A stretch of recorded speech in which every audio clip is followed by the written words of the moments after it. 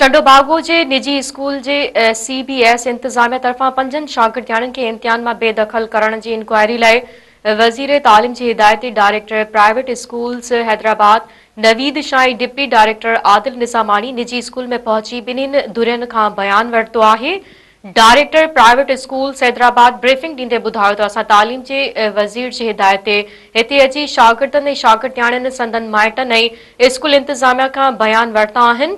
हिन जो त फीस जे मामले में कंहिं बि ॿार खे इम्तिहानी अमल मां बेदख़ल नथो करे सघिजे। असां अहिड़ियूं हिदायतूं स्कूल इंतज़ामिया खे नोट करायूं आहिनि। वधीक लिखत में इंक्वायरी रिपोर्ट तालीम जे सूबाई वज़ीर खे पेश कई वेंदी।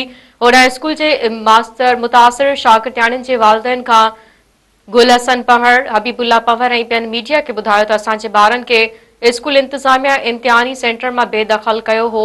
अहिड़ी शिकायत जांच टीम खे ज़बानी ऐं लिखत में ॾिनी आहे।